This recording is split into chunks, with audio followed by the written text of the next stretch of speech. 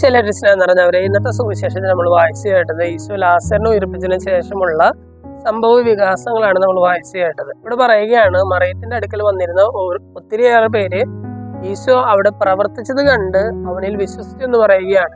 ഈശോ അവിടെ പ്രവർത്തിച്ചത് ലാസറിനെ ഉയർപ്പിച്ചു എന്നുള്ള ഒരു അത്ഭുതമായിരുന്നു. ഈ അത്ഭുതത്തെ കുറിച്ച് കേട്ട് ഒരുപാട് പേര് ഈശോയിൽ വിശ്വസിച്ചു. അപ്പോൾ അവിടെയുള്ള ആളുകളൊക്കെ കൂടിയിട്ട് ഫരിസേയരോട് ചെന്ന് പറയുകയാണത്, ഒരുപാട് പേര് അവനിൽ വിശ്വസിക്കുന്നുണ്ട്, ഇവനെ നമ്മൾ ഇങ്ങനെ വിട്ടാൽ ശരിയാവില്ല. ഒരുപാട് പേര് അവനിൽ വിശ്വസിച്ചാൽ റോമാക്കാരൊക്കെ വന്നിട്ട് നമ്മുടെ വിശുദ്ധ സ്ഥലം അശുദ്ധമാക്കുകയും അതൊക്കെ നശിപ്പിക്കുകയും ചെയ്യുമെന്ന് പറയുകയാണ്.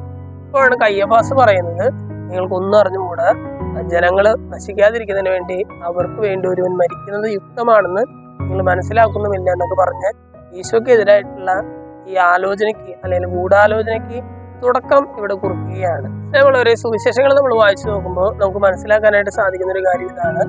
ലാസറിനെ ഉയർപ്പിച്ച ഒരു സംഭവമാണ് ഈശോയുടെ മരണത്തിലേക്ക് വീണ്ടും ഒരു പടി കൂടി അടുക്കാനായിട്ട്, അല്ലെങ്കിൽ ഈശോയെ കൊല്ലണം എന്നുള്ള ഒരു ചിന്തയിലേക്ക് യഹൂദരെ ഇത്തിരി കൂടി അടുപ്പിച്ചത് ഈ ഒരു സംഭവമായിരുന്നു എന്ന് നമുക്ക് മനസ്സിലാക്കാനായിട്ട് സാധിക്കും. ഇന്നത്തെ സുവിശേഷ ഭാഗം വായിച്ചു കഴിയുമ്പോൾ രണ്ട് തരത്തിലുള്ള ആളുകളെ നമുക്ക് കാണാനായിട്ട് സാധിക്കും. ഈശോ ഒരു അത്ഭുതം പ്രവർത്തിക്കുന്നു, അതിൽ ഈശോയെ വിശ്വസിക്കുന്ന കുറെ ആളുകൾ, ഈ അത്ഭുതം കണ്ടതുകൊണ്ട് മാത്രം ഈശോയുടെ പിന്നാലെ വരാനായിട്ട് താല്പര്യം കാണിക്കുന്ന ഒരുപാട് ആളുകൾ, ഈ അത്ഭുതം കണ്ടതുകൊണ്ട് മാത്രം ഈശോയെ വധിക്കണം എന്ന് ചിന്തിക്കുന്ന ഒരു കൂട്ടം ആളുകൾ.